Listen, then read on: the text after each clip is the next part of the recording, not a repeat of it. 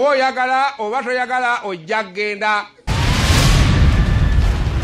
Ani akyajjukira Amini ya jamaa? Olusungu lufu naye nga lutuufu mu byakola. Paulo Kafeero yagamba atya nti essaawa y'okufa eriko ki? Mbaliriza nnyo, mwebale nnyo, mwebale ddala abangoberera, weebale nnyo gy'osinza okuba nga atondaba. Kitalo nnyo ekya musiraamu munnaffe. Okay, assalamu alaikum wa rahmatullahi wa barakatuhu. Mbaniriza nnyo bakadde bange gye musinza okuba nga ate mundaba. Kitalo nnyo ekya Sheikh Nkata, Mungu gwe yajjuludde. Kibi nnyo, kibi ddala, tusaba Mungu amusaasire ebyamusobako. Naye omusajja ono abadde atera okubuulira ku ttalawe, atera okubuulira mu ddarasa, atera okubuulira, ayina kwegamba mizikiti minnyo gy'abadde atambulako ng'omusomesa. Abadde ayina ebintu bingi nnyo byakola. Naye Sheikh Nkata, munange omanyi Mungu alina engeri gy'atwogereramu oboolyawo. Ebigambo by'azayogera era ngenda kubagenda mbazanyira bu vidiyo wano bw'abadde ajjayogera nga mu butuufu byewuunyisa. Abadde nga muli ayinamu mwoyo w'okufa, abadde nga awulira eby'okufa, abadde nga kwegamba owuliriza obutambi bw'ono omwami n'ogamba ya Rabbi, Mungu yategekera okufa. Naye nga abadde alina engeri gy'akolamu ebintu bye, ye nga abadde musomesa mulungi, kyonna abadde musomesa mulungi. Era nga bw'otuula mu ddarasa ye nga musajja asomesa ebintu, naawe n'owulira nti nga asomesezza. Kibi nnyo, kitalo nnyo, kitalo ddala. Alina akatambi ke yasooka okwogerako, yali ayogera ku kufa nga munakuwavu nnyo ebyekiso. Akatambi kasooke nkuwe kano ak'okufa kano nga munakuwavu. Mu bisinga okunnuma ate nga bye bituufu,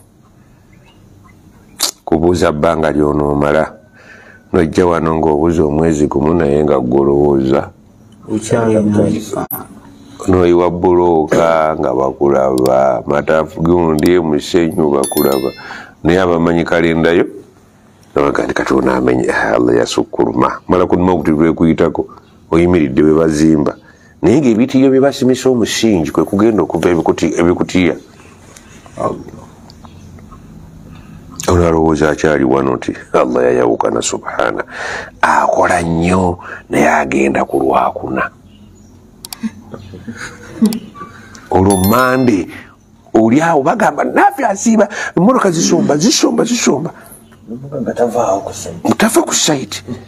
Bamalayika bagalaba ono la hawla wala, ate nga tebasobola kubbirako nti jama genda osaale ku Lwokutaano tojja kubaawo, bakuziika Lwakuna akawungeezi.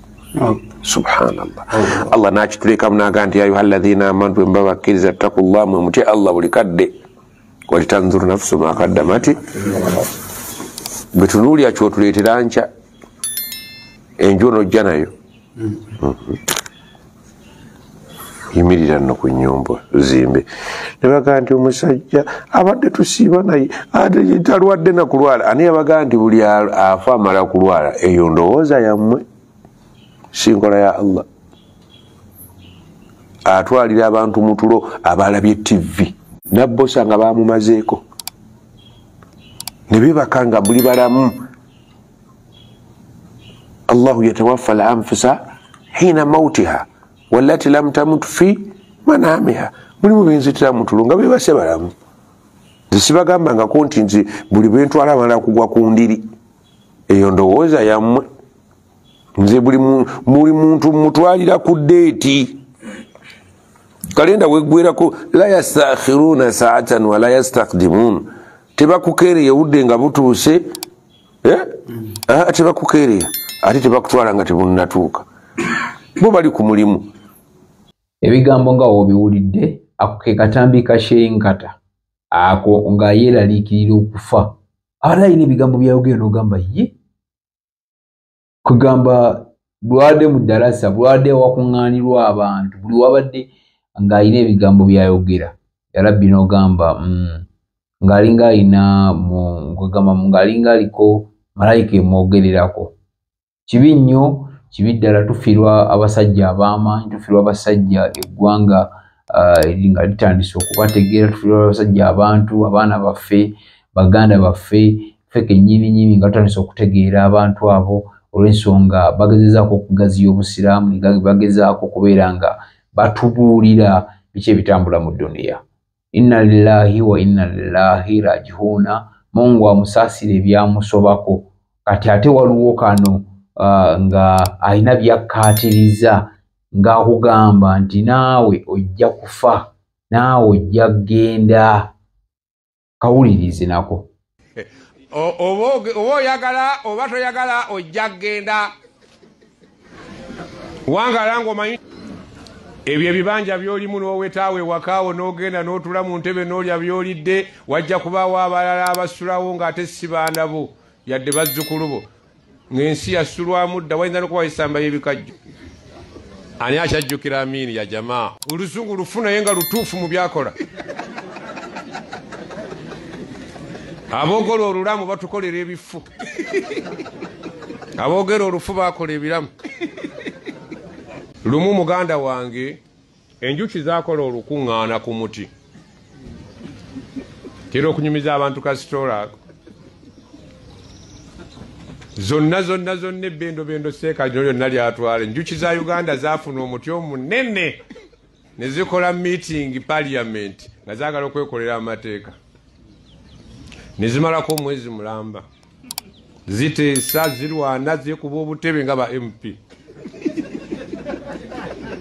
Naye bwe zaali zituuse mu ssaawa eyabuka, sipiika n'agamba enjuki nti bannange nteesa nti wabeewo munnaffe agamba omuyembe guno nti gwenywezi tugenda kubuuka. Kuba tuyinza ffenna okugenda omulundi ogumu olw'essanyu ly'okudda eka ne tuleka nga gugudde ate nga gutubisizza bulungi. Enjuki emu n'eyogera n'omuyembe nti Honorable Oweekitiibwa Muyembe nti yes, tubadde wano okumala omwezi mulamba nti essebo naye twagala onywere, twagala kubuuka buli omu addaka. Omuyembe ne gugamba enjuki nti simanyanga nako nti bulijjo kwe muli. Simanyanga nako nti bulijjo mukola ki? Oba mugenda oba temugenda. Allahu akbar. Naawe bw'ofaanana ensi temanyangako nti ogiriko era tejja kumanya nti bagisimyeko kuteekayo gwe kuba yali yeetisse by'olidde ebiyitirivu eno nejjula n'osima endala naye tewulirangako nti gwe gwogenda kuzitowa ki. Ensi temanyanga nako nti kwoli. Eno ensi bagiwa omuggodde ne basima kuno amayinja ne bakola kolansi okuva wano okutuuka wa ne tenuubukangako. Gwe banaakuleeta gwogenda ogiigira ki? Temanyanga nako nti kwoli oba bakutaddeyo oba tebakutaddeyo be bamanyi.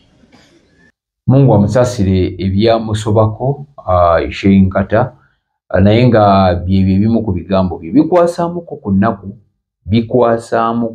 ku nnaku. Naye buno bwonna kambukuwe obutegeere. Omanyi nti ebintu bya dduniya bitwemalizaamu bwereere. Alina awantu we yayogeredde n'agamba nti obeera opulaninga okusima omusingi gw'ennyumba, opulaninga okubaako ne byokola, naye wallahi ng'ebitiiyo by'ogamba nti basimise ennyumba bakole batya ate nga bye bigenda okukuteekayo. Ne kano nako sooka okawulirize ne buno buwulirize buno bwonna bwe ngenda okussaawo omanye Mungu we yatugerera okufa. Sabe Allah atusaasire. Naye wallahi essaawa y'okufa nzibu nnyo okujjuza empapula. Bw'otuuka nno wali ne bagamba aka COVID nti sikayina. Olowooza oyitawo? Aka COVID olowooza liba babuuza COVID eno mu biseera bababuuza. Bwe babuuliza COVID nga bugabo oli ku shahada. Empagi z'obusiraamu zonna buli mpagi eriko emmeeza. wanunga wakatuuka ku reception ne bagamba salamu alaykum gwanze Sheikh Muhsin kiti obadde musiramu nti ye nga bakujjuliza mu lulimi lweri musiramu nti musiramu obadde owe n'emyaka emeka 35 obadde mufumbo abakazi bana okay nti obadde musiramu nti genda ku meza eri kuliko eswala okutuuka ku swala nti ne Sheikh obadde musiramu ddala kweli oba ekibuuzo tewakitegedde kye bakubuuzizza kindi musiramu nasayiningako nti musiramu atasaala genda ku mmeeza yaki ya swawumu bagenda okukebera ku swawumu nga wasibulukukiranga ku bimalaya ono ne mukusi genda ku yazaka yazaka olowooza kufe wali wayitawo ku mmeeza ya zaka nga kuyimiridde ndoza ne bwe tute ona akola ku zaka asobola n'okugamba ndoza ne bwe tuteetawanya nnyo olinga banno toli we masoni ndi masoni ono teyawa zaka nti ate owandika bwonu teyawa mwenna mufaanagana bannange hijja nti saayina ssente ngolowooza oyiseewo nga bakulaga ebizimbe bye wazimba kiri kyane ekyo kyange ate kino temuli musandi zaali zigenda maka nali mmaliriza teyakola hijja yali mputtu ngolowooza akakatabo kakwatika akalimu empagi 5 gye tulaga bassebo si byangu tusaba Allah atugondeze oluki gye tulaga wallahi billahi tallah olugendo lw'okufa olwo bannange bululike Paulo Kafeero yagamba atya nti essaawa y'okufa eriko ki Paulo Kafeero si Sheikh naye muntu wammwe waawano webugerere yagamba essaawa y'okufa eriko ki ebibuuzo ate tebimala gaanukulwa ng'atamidde oyanukula oli soba tebakubuuza nti eswala mmeka ate noyanukula Ramadan oyanukula kibuuzo ku kibuuzo yali muyimbi nno naye ssebo ndooza yatuukayo manye abanywi abo bamanyi okuvaako ndooza ne babalengezaayo era bwe tunaavaawo tulagawa kintu ekyo kikulu nnyo okukyebuuza omuntu gwe gwale wano walifuddeyo nnyo obuteeraliikirira mubiri gwo nga toneeraliikirira mwoyo gwo kubanga omuntu alimu ebitundu bimeka outer looking ne inner looking gwenga gwe tulaba kungulu mundaawo waliyo omuntu omulala naye omuntu oyo omulala waali mufuddeko nnyo okusinga bwofa ku weebweru olw'ensonga ono weebweru time egenda kutuuka abeere perished aveewo ennyama evunde gyotekako ebizigo enviiri zivunde ezo zosiiba okola akabina kavunde ako kosiiba oyagala okugejjesa everything ennyama egenda kuvunda one time leero oba enkya evunda naye omuntu w'omundu oli asaana okufaako ennyo oyo si wakuvunda abadan walisinze kufa kwani gwe mundabayo omuntu w'omunda mufeeko nnyo okusinga bwofa kuweebweru kubanga ye tajja kuvunda era ne bwali bayingidde mu muliro tajja kufa la yamutu fiha wala yahya tojja kufiira mu muliro ate tojja kuba mu bulamu nti bulamu bweyagaza kati omuntu oyo agenda okubeerawo perpetually mirere na mirere wali mufuddeko nnyo okusinga ono agenda ki okuggwawo Allah byatayagala fa innal jannata hiya almawa kam wa kam wa min kam min annas seka naye ng'oseka weekubamu eki ettooki law kuntu ana singa abadde nze Adam oli makanika oli seefu Haji Kaweesa kimayita ejja mayita eri mu kkubo mayita eri mu kkubo nteekateeka z'okuzika zo ze ziyimiridde zitya babannyonnyole zijja kuba saa 8 enkya.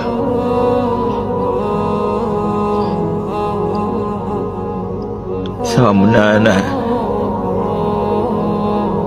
nyingire webalire ddala, webali okungoberera, webali nnyo byebyo ebigambo by'omugenzi Sheikh Nkata. Mungu amusaasire byamusobako, Mungu amutusaasire yonna gy'ali. Ettaffaali alirese era alina byalese birungi, alina byatukoledde ng'abasiraamu nga bannayuganda ate nga abaddu ba Allah. Alina ebintu bingi nnyo ebyokulabirako byalese, naye Mungu amusaasire ebyamusobako ya Rabbi.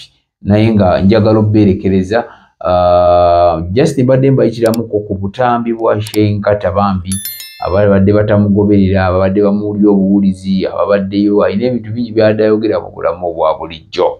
So ng'agamba kimu nti naawe ojja kugenda akume atakumira mpeera zekali esuubula ow'Ennakaseke aka Big Bro Jamal Ssaabasajja Kabaka wa Buganda wangaala. Weewala abafere leka nkwanjuli Ham Connect UG ye kampani egenda okufunira omulimu ebweru w'eggwanga. Tulina emirimu egy'abawala n'abalenzi mu mawanga nga Iraq, Saudi Arabia, Iran, Bahrain, Qatar n'amawanga amalala mangi. Wano ku Ham Connect UG tutunda n'okugula emmotoka ssaako ne airport taxi. Gwe omwana ow'obuwala olina passport oba tolina, jangu ku ofiisi zaffe. Ham Connect UG emirimu gy'abalenzi nagyo tugirina nga ba security guards, ba cleaner, ba housekeeper. Gwe ayagala okumanya ebisingawo tusange ku FB Tower Building ewa Bakuli room number C03 oba tukubire ku namba z'essimu zino noti 753936 ne noti 7551559193. Ffe aba Ham Connect UG tutuukiriza ekirooto kyo.